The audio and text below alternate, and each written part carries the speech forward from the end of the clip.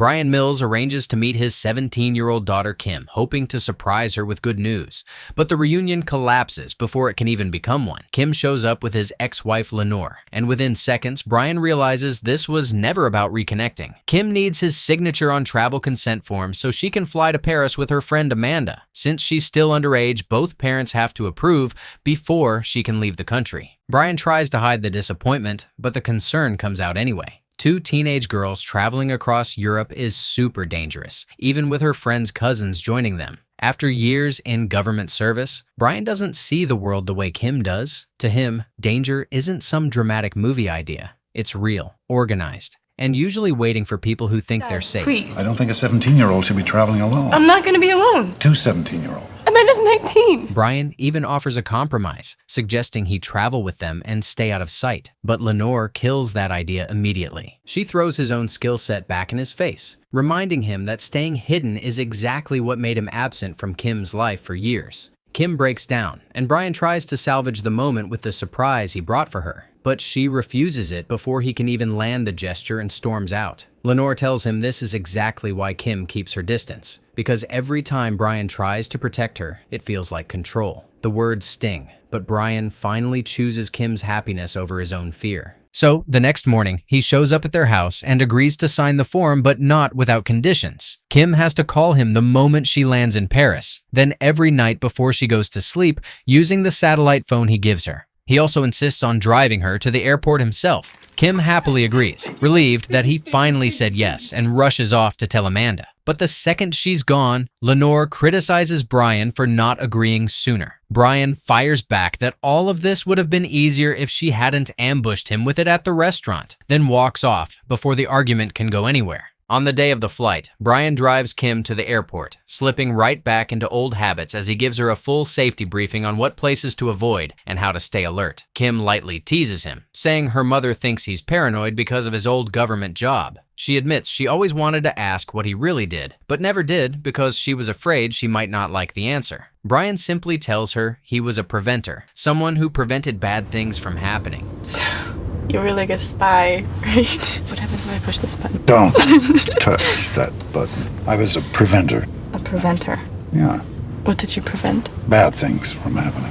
It was a good job, he says, even if it came with a heavy price. At the airport, Kim runs ahead to meet Amanda while Bryan handles her luggage. But his instincts flare when he spots a travel map among Kim's things, marked with destinations across Europe. Before he can fully process it, Lenore arrives at that moment and Bryan confronts her. Kim lied. They're not going to Paris for museums, they're planning to follow a rock band across Europe. What hits harder is realizing Lenore knew more than she admitted. Bryan is furious that he was kept in the dark, warning her that she's never seen the world the way he has. Lenore fires back with years of resentment, reminding him that she never got to explore the world either because she spent 5 years waiting for his calls, terrified each one might be the last. Then she gives him a clear warning: let Kim live. Bryan swallows his fear, takes one final photo of his daughter, and lets her board the plane. Shortly after landing in Paris, Kim and Amanda meet a friendly young man named Peter outside the airport. He offers to help them take photos, then smoothly works the conversation toward where they're from and where they're staying. Amanda casually tells him they're from California, and Peter uses the opening to suggest they share a taxi since cabs are expensive. The girls agree, completely unaware that they've just handed a stranger the perfect chance to follow them straight to their door. Back home, Bryan studies the photo Kim emailed him and checks the airport log, confirming she landed safely. Meanwhile, Peter drops the girls at their apartment and compliments the place. Amanda eagerly explains that it belongs to her cousin, but the cousin has already left for Spain, meaning they have the whole apartment to themselves. Before leaving, Peter invites them to a school party later that night. Amanda instantly agrees, while Kim hesitates because they barely know him. Amanda is more focused on how attractive he is. Peter offers to pick them up at 9 and casually asks for their apartment number. Amanda gives it to him without thinking. The moment he walks away, the friendly act disappears, and he makes a discreet phone call, reporting Kim and Amanda's location and personal details. Inside, Kim worries because she told her dad they would be staying with Amanda's cousins. Amanda brushes it off like it makes no difference, already more interested in Peter and whether he might have a friend for Kim. I'm gonna sleep with him. Who? Peter! You just met him. I hear French guys are amazing in bed. Maybe he has a friend, huh? No. Oh, come on. You gotta lose it sometime. Might as well be in Paris. Kim isn't interested in playing along. While Amanda blasts music through the apartment, Kim heads to the bathroom, unaware that Bryan is already trying to call her. When she doesn't answer, he calls Lenore instead, but she dismisses him and tells him to relax and take a chill pill. Kim eventually notices the missed calls and slips into the bathroom to call her father back. She reassures him that everything is fine, but Bryan's instincts still won't settle. He asks to speak to one of Amanda's cousins, forcing Kim to admit the truth. The cousins were already in Spain before the girls arrived.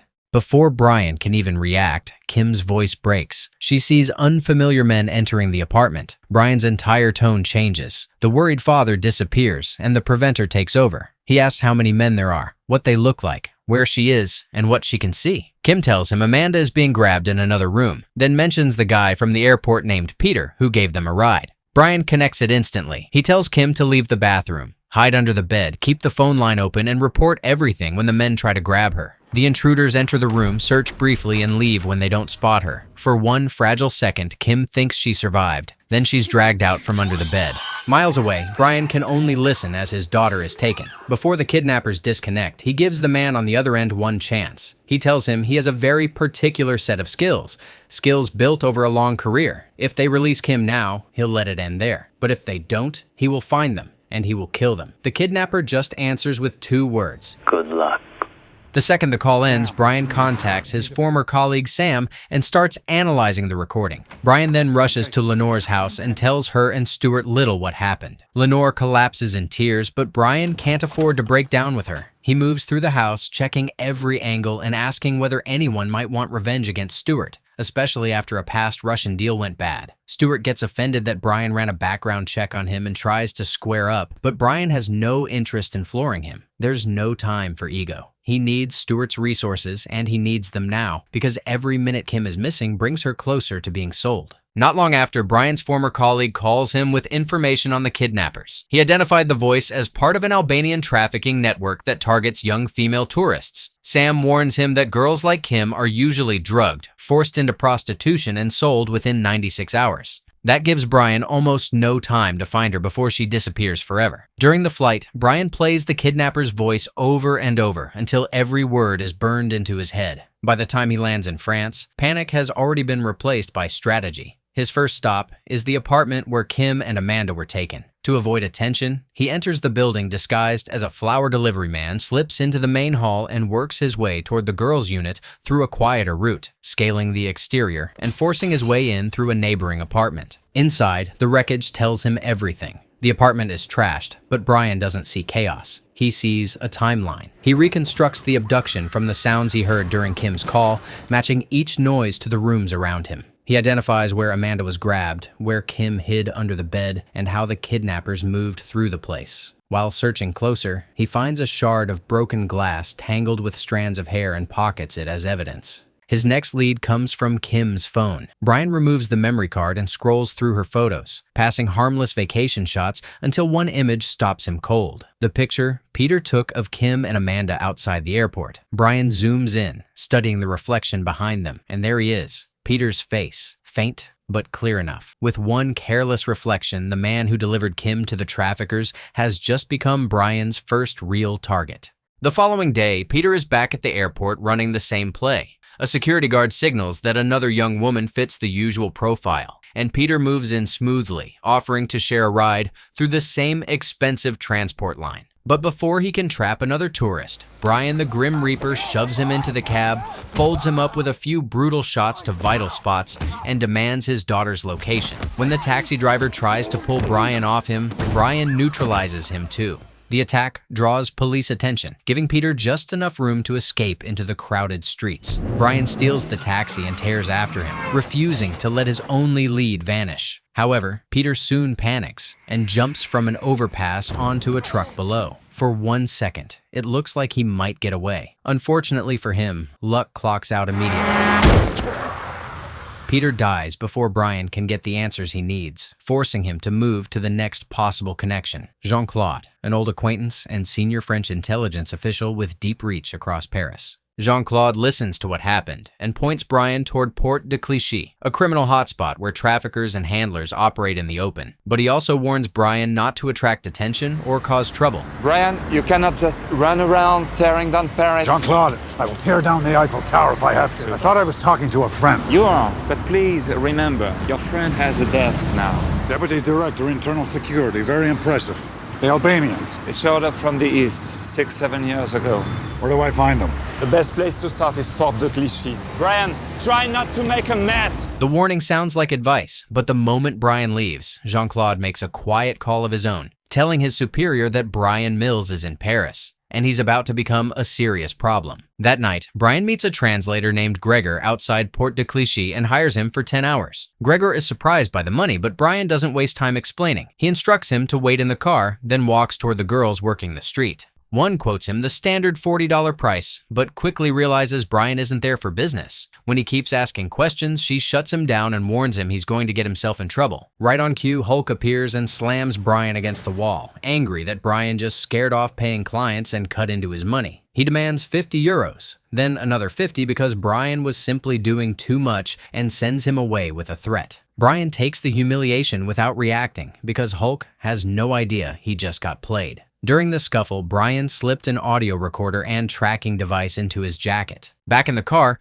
Bryan activates the device and has Gregor translate everything being picked up. At first, most of it sounds useless. Insults aimed at Bryan, sports talk, and chatter about a construction site. But one phrase cuts through the noise: new merchandise. Given everything Bryan already knows, he understands exactly what that means. They're not talking about products. They're talking about girls. After thanking Gregor, Bryan follows the tracker to a construction site where men are lining up to enter a small building. He blends in, pays the fee, and steps inside. What he finds confirms his worst fear. The place has been turned into a filthy holding facility, with makeshift rooms filled with young girls who have clearly been drugged and abused. Bryan moves through each room, searching for Kim or Amanda, until one detail snaps his focus into place: Kim's jacket. He attacks instantly, dropping the man in the room within seconds, only to realize the girl wearing the jacket isn't Kim. Bryan tries to question her, but she's too sedated to speak. Before he can get anything useful, another trafficker walks in and the situation explodes. Bryan puts him down before he can fire, then tears through the rest of the building, killing or disabling anyone standing between him and the girl. With armed men closing in, Bryan gets the sedated girl into his car and blasts his way out. Gunfire rips around him, but he uses the construction site against them, triggering an explosion to slow the pursuit. One vehicle flips, another crashes into an electric pole, and when a new shooter takes over, Bryan swerves just in time to make him lose control and slam into a trailer, only to spot another tail still following. Instead of panicking, Bryan lets the man know he's been seen, then slips down a partially covered driveway. Using the concealment, he switches vehicles and disappears before the traffickers can lock onto him again. He then brings the rescued girl to the apartment of a trusted contact, where she can recover safely. With no proper medical setup, Bryan improvises with a hanger and administers IV fluids and medication to fight the drugs in her system. But as he watches her breathe, the cost hits him. Saving this girl was the right move, but every minute spent keeping her alive is another minute Kim spends deeper inside the trafficking chain.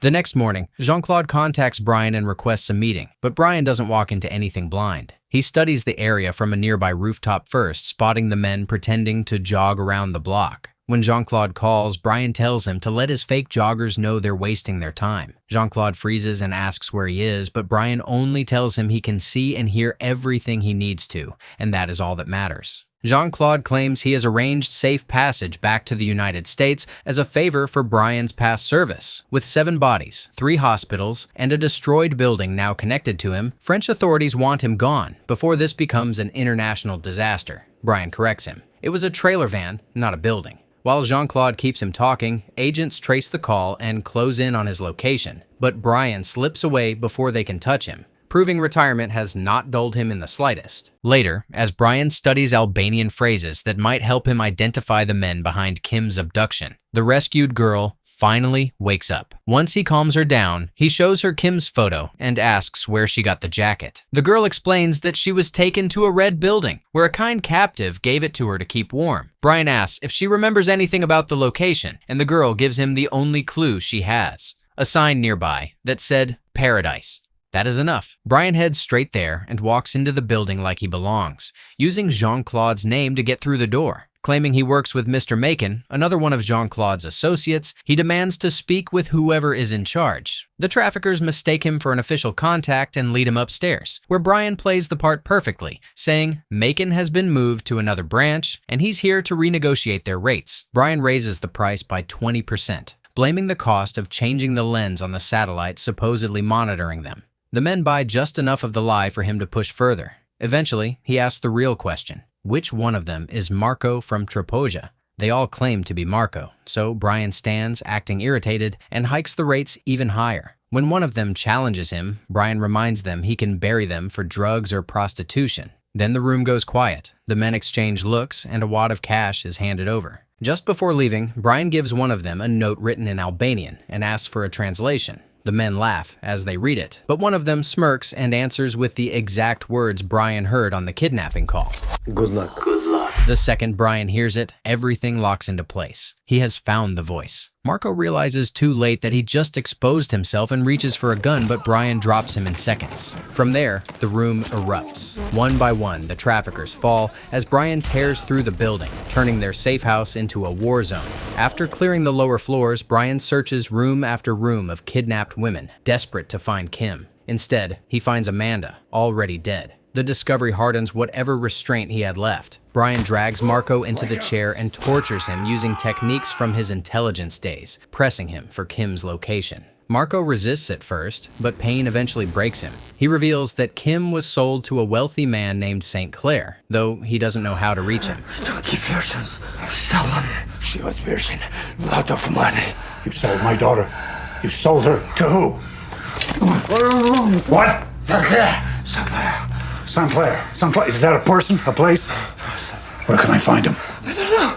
Please! I don't know! That is still enough to move Bryan forward. He turns on the grilling machine, leaves Marko behind to die, and shifts every thought toward finding Saint-Clair. That evening, he pays Jean-Claude an unexpected visit at home. Jean-Claude is having dinner with his family when Bryan appears unannounced. His wife Isabelle politely invites Bryan to stay, unaware that the room has just become a trap. Jean-Claude leaves to tuck in his children and quietly retrieves a pistol before returning to the table. He tries to keep things formal, but Bryan brings up Macon. Isabelle casually says Macon is a friend of the family, and Bryan gets the confirmation he needed. Bryan asks Jean-Claude if he's involved in all of this. Jean-Claude doesn't deny the rot around him. He admits he doesn't care what happens under the blinds as long as his salary gets paid and his family is taken care of. Furious, Bryan demands Saint-Clair's location. Jean-Claude then reaches for his gun, only to discover Bryan has already removed every bullet. With the power flipped, Bryan forces his former friend to cooperate. Jean-Claude gives him Saint-Clair's photograph, address, and everything he knows about the operation. Once Bryan has what he needs, he knocks him unconscious and heads straight for the target. Using an undercover police credential, Bryan gets inside an exclusive private gathering where Saint-Clair is conducting business. He moves through the building quietly, following the operation and removing anyone who might expose him. After crossing paths with a server carrying drinks, Bryan soon appears inside the auction room himself, making it clear the server didn't make it far. He takes a position beside a macho-looking bidder and offers him drinks while the man bids on one of the girls. I have 250, sold for 250,000. Then, the final item is brought out, and Bryan's whole body locks up. It's Kim, broken and terrified, placed in front of rich men-like property. Bryan quietly puts the bidder at gunpoint and forces him to keep bidding. When the man refuses to go higher, Bryan pushes the button himself until the bid reaches $500,000. The plan works. Kim is bought before anyone else can claim her. But the victory doesn't last. As Bryan is let out, he is knocked unconscious. When he wakes up, he is face to face with Saint-Clair. The trafficker asks who he is, and Bryan tells him the last girl is his daughter. He even offers to pay for her, but Saint-Clair tells him there are no refunds in this business. Every deal is final. Then he orders his men to dispose of Bryan quietly. The moment Saint-Clair leaves, one of the guards tries to strangle him, but Bryan breaks free, kills the men assigned to watch him, and fights his way through the building. After carving through Saint-Clair's security, he corners the trafficker and demands to know where Kim was taken. Terrified, Saint-Clair gives up the information and tries to renegotiate, but Bryan is done listening. For Saint-Clair, this was business. For Bryan, it was always personal. Using the information he forced out of him, Bryan chases after Vlad's car and tracks the traffickers to a yacht, preparing to leave with several girls on board, including Kim. He steals a vehicle and launches into another pursuit, weaving through traffic and pushing the car to its limit. By the time the yacht passes beneath a bridge, Bryan has already positioned himself above it. He jumps onto the vessel unnoticed and disappears inside. One by one, the guards start vanishing. When the remaining traffickers realize there is an intruder on board, they spread out to hunt him down. Bryan turns that hunt against them. He silently eliminates several men before the entire yacht erupts into a gunfight. After burning through his ammunition, he faces the leader's chief bodyguard in a brutal hand-to-hand fight. The man actually makes him work for it, but Bryan eventually puts him down and keeps moving. Finally, Bryan reaches the yacht's owner, the powerful buyer who now has Kim. The man tries to negotiate for his life, but Bryan has no patience left for bargaining. The second the man blinks, Bryan fires. Kim is stunned that her father crossed continents, dismantled an entire trafficking network, and fought through everyone in his path just to find her. Bryan then pulls her into an emotional embrace, and for the first time since the phone call, the mission is over. They soon return home, where Kim reunites with Lenore and Stuart, both overwhelmed with relief. Stuart asks Bryan if he needs anything, but Bryan tells him he already has everything he needs as he watches Kim and her mother hold each other. Lenore tearfully thanks him for bringing their daughter home alive, and Stuart offers him a ride, but Bryan refuses. Before he leaves, Kim thanks him again, now fully understanding that his fear was never about control. It was about knowing exactly what the world can do. Sometime later, Bryan gives her the surprise he never got to deliver properly, a meeting with Shira, the pop singer he once protected during a short bodyguard job. Kim is speechless as Shira personally invites her inside to meet her vocalist and manager, giving Bryan one final chance to help his daughter chase a dream instead of saving her from a nightmare.